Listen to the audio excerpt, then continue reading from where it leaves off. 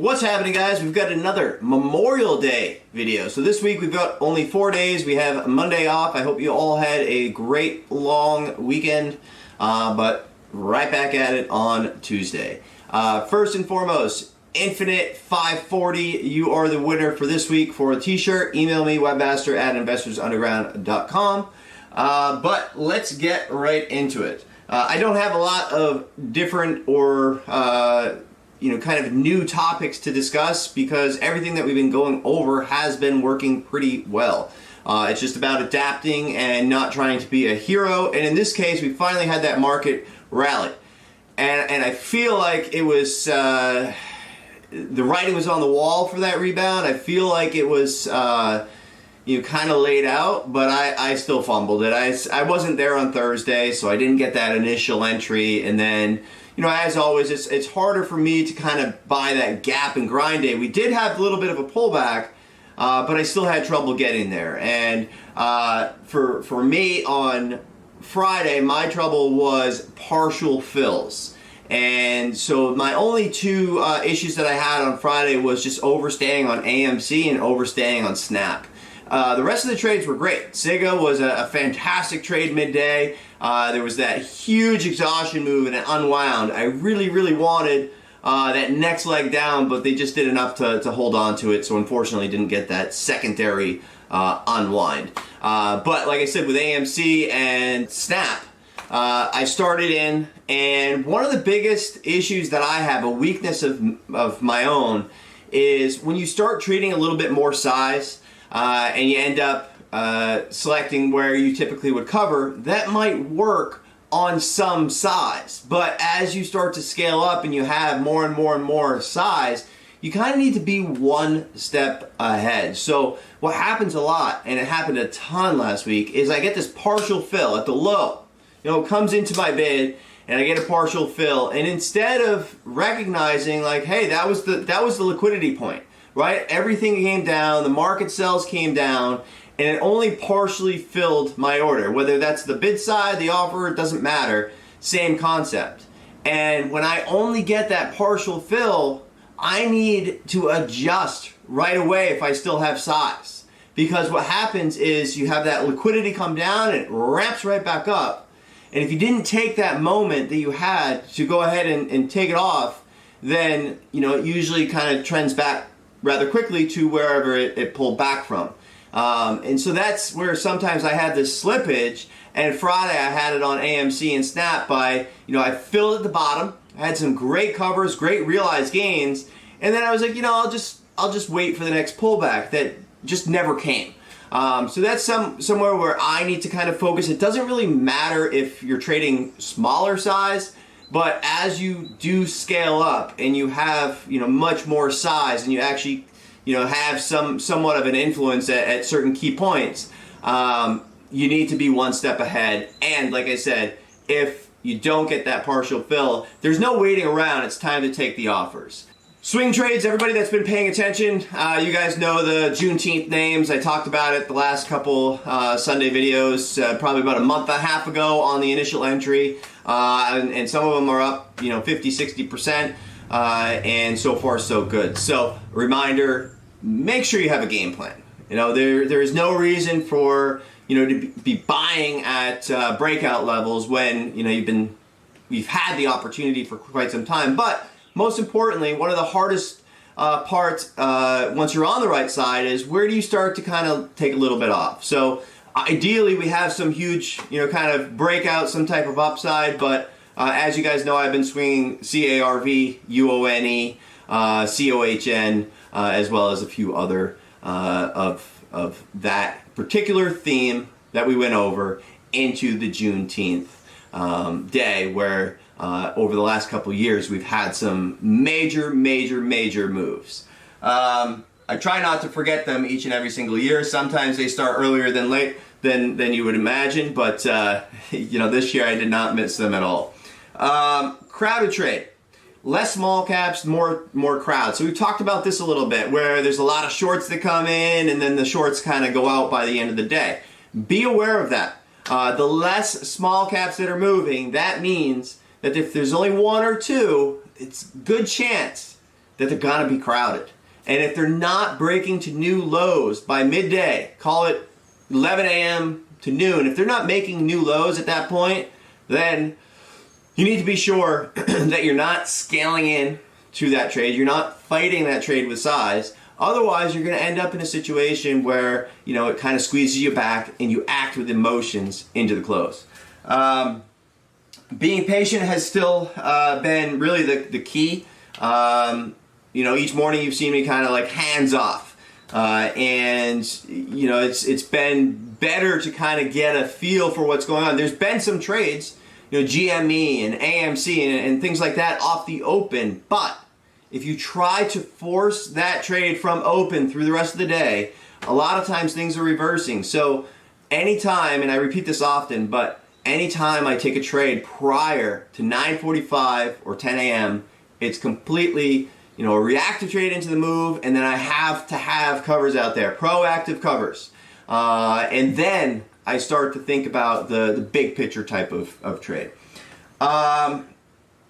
Dips got absorbed. That was the one thing that I had kind of mentioned this week. I know a lot of people are trying to buy the dip, trying to time the rebound, trying to do all these different things, but you have to think about what is your game plan. And a lot of times people buy the dip, I'm going to put this in my IRA, or I'm going to buy this for long term. And then 2 days later, it dips again and they bail, right?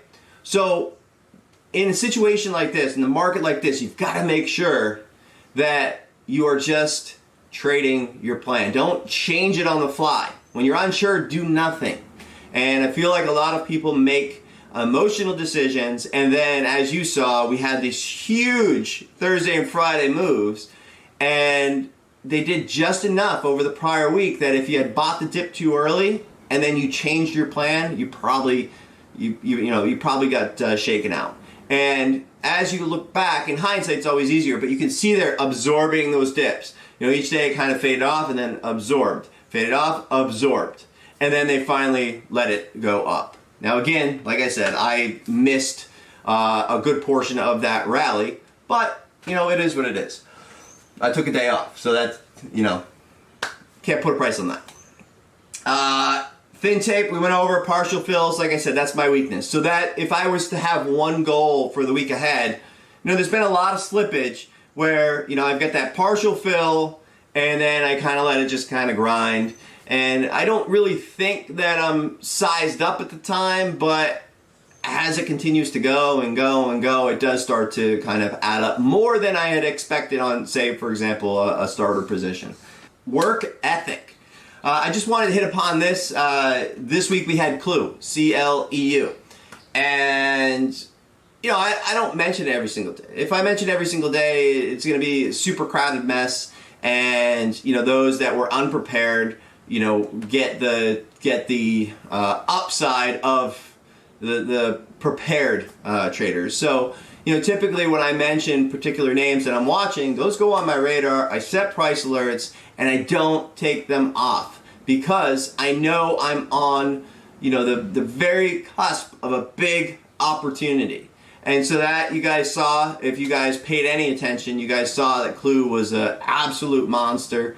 From the 280s, then the 230s down to $1. And it's nice when you get that 50-60% pullback. It adds up pretty quick, and hopefully, they continue without too many headaches. As you've seen, it's been a pretty nice opportunities. I think that's it for what I have planned. Not on your timetable was one other, but I kind of hit upon that. Basically, just because it's not happening on your timetable, don't change your game plan, based on, it should have happened by now, or I expected it to happen by now. If you're buying, like I said, if you're buying something long term, and I guess I'm talking to all the maybe traders, the folks that are trying to position in, because what happens, even like last week or the week before, I got a lot of text, hey, do you think I should bail on my IRA? Do you think I should bail on stocks, and just wait and buy a dip later? When that starts to come, that's when you're starting to get close, right? They're getting to people's emotions. So you want to be super cautious that you're not the one that's acting in times of those uncertainty, for a panic side, an emotional side, because as you know, that's when the biggest opportunity is. And as you saw with the rebound, I mean, that was fast and big. But I think that's it. We'll get right into scan for the week ahead. One of the biggest things last week, I think, was we had some great stuff. SIGA, SIGA, and AVDL, I think it was. AVDL. Two really good ones where you focus on that particular level where it's holding, and you wait. You wait.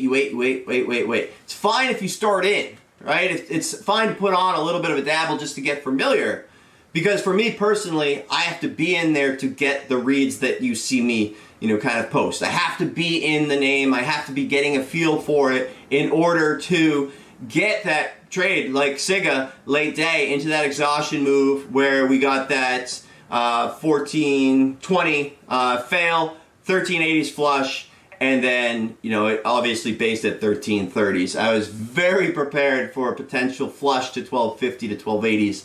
It just didn't happen. It wasn't on my timetable, unfortunately. But really nice opportunity there, as well as AVDL. Just an example of where people might be adding, and they get bent on the front side of the move. You have that ability not to do that. So if you start in, you have to make sure that it's, partial size, and you're just getting a feel for it. What happens is sometimes people put on a little bit, and then they add, then they cover into the panic. So always be true to yourself. Is it really a starter, or should you just wait for that level to break? And that's why I always post those levels. And especially for new traders, it's very easy to just draw those lines to see it visually, rather than try to find the top and add and do this and do that. Just wait for that tide to shift. And a lot of times you'll see that the tide does not shift, and you wasted all that time trying to figure it out, trying to get in there, trying to do this or that, and it never even broke the trend. And AVDL was an example of that, where it was 225 key level all day, and then the only other time we got a potential was once 240 started to peak. But as it came down, once again, it based at the same level. So we know that is a key level. In addition to that, if everybody's doing the same thing, don't do it. Don't do it. Just wait. Wait for them to all figure it out and do it. And whoever's right, join that side. That's the free look that we talk about. Let everybody else pay for it. You get that free look. SIGA, you had a lot of add shorts. And then when we had that huge exchange, and we talked about recording it about 10 minutes, maybe 5 minutes right before it happened. But you saw the exchange. And then on top of that, when it flushes down, I reminded everybody, hey, one candle does not mean it's go time, right? You want to see the confirmation. So we saw it come down to 1420s, base, come back up, base, and then flush under. Peak out, peak out, peak out, fade off. That was confirmation of failed follow through at the key line of 1420s. Be proactive, expect that 1380s holds. Be proactive, expect that 1330s holds, and then so on and so forth. So as long as you're drawing lines, it will help you. If you're not and you're trying to find the front side, that's going to be very tiring for you. So be safe out there, and let's get right into the scan. All right, guys, once again, I'm not a financial advisor. These are not buy or sell recommendations. This is for educational and informational purposes only. This is for you to kind of get an understanding of what makes me take a trade, what interests me, so that you can make the decisions on your own, because this is not a follow in the leader type of game. This is understanding what proper risk and reward is all about. So, got to quickly go through this. We've got a Memorial Day parade to go to. AVDL, 225, key level from Friday. We identified that. 250s on the exhaustion. Be careful in between those two levels. If it firms up over 250s, shorts are going to stay bent, and then there's a potential squeeze. Under 225s, I'm interested in fading it. You don't have to figure it out. There's a lot of range here. You can go ahead and wait for the trend to tell you, and then join the trade from there. SIGA. Talked a lot about this one. This one was really nice opportunity, especially midday when it had the exhaustion move. A lot of times I'll put on a feeler, a starter. just like you saw me write, putting on a starter, and then I write out a thing. It's a feeler, it's a starting position so that I can understand and get a better feel for what this trade is going to be about. And as you saw, by being in there, I was able to get a pretty good read late day for that big opportunity. When we had the exhaustion, I said put on your recorders and record your screen. That's really the secret to being able to watch these things back.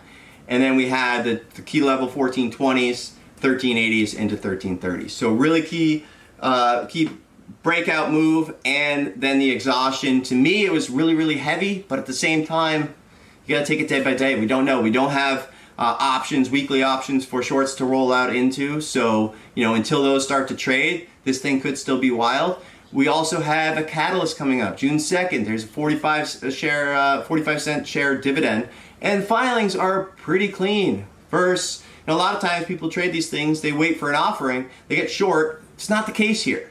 They've got a boatload of cash. So you have to be aware of what you're trading and know when things are a little bit different. Then, after SIGA, we've got Snap and AMC.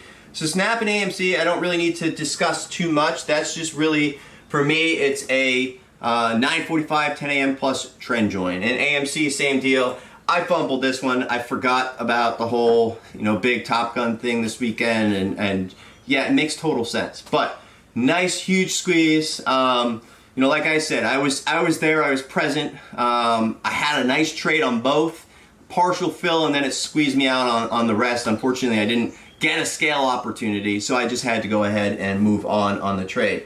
Other than that, we've got failed follow through setups. Nothing that I'm too crazy about. JCSE, I am still watching, and IMTE. We know to watch these things for heavy volume, not light volume, heavy volume only. And if we do get that exchange and it starts to fail to follow through, then I'm obviously interested. IOVA, higher the better, potential failed follow through setup. Nice flat line consolidation. What I'd like to see is for it to kind of retest up towards Friday's VWAP, maybe 30, 40 cents, maybe 50 cents higher, and then fade back off. And then ARRY. ARRY has been steady up. It does not mean that I'm just short biased. I'm just monitoring it for the day that it gets tired. And if it stays heavy under VWAP, 9:45, 10 a.m. plus, I'm interested in the trade. Continuation section, you guys should know, these all should look pretty familiar. Carve is on a major breakout now. We already talked about this multiple times. You guys know that I've been swinging it for quite some time. UONE, same deal, highest point since the trade, and then COHN started to rejoin as well. So those three have been fantastic. MDIA started to get a bid too. That was another one that ran last year. You can see how crazy it went if you go back and check out this move right over here. So again, these have all been ideas. We've already talked about them. This does not mean go out Tuesday morning and chase them like crazy. At this point, I need to start thinking about, okay, if this rips, at what points would I like to kind of stage my exit over the next couple weeks? And so think about that. Think about where you're at with your trade. But so far, it's been fantastic and better than expected. RDBX. This one still, I feel like we got to keep it on radar. Feels like shorts are bent. It feels like shorts, kind of keep on coming at it, and then all of a sudden it just comes back up. It looks like death a bunch of times, and all of a sudden it's back up to the highs. I talked about this the other day where I felt like shorts were in trouble. We had a nice big gap up, big breakout day. If it continues to consolidate, then hey, maybe we have another solid move. Last couple, IDRA continues to hold. I wanted a part of this one. I think I got tiny amount, nothing worth noting. Basically no position. It just keeps on running away from me. So I'm hopeful that we get a 5 or 10 cent pullback day to be able to accumulate. But pretty solid. TextVex had a great call on this the day of the news. And it's true. It was a nice dip buy, liquidity trap type event. Last but not least, DVAX. Has been a nice breakout. This one we've been talking about for a week or two, and it continues to get soaked. You can see the wicks, and continuation pattern is intact. But that's it. I'm not overly preparing this market. We have action every single day. It's just about coming prepared, choosing 2 names. My focus is on 2 names. Yes, maybe I trade a lot more, but I'm not scaling into all these different trades. I'm focusing on getting on the right side and then scaling into those trades if and when I'm right. But that's it. I hope you guys all have a fantastic rest of your Memorial Day weekend, and we'll catch you in the room on Tuesday.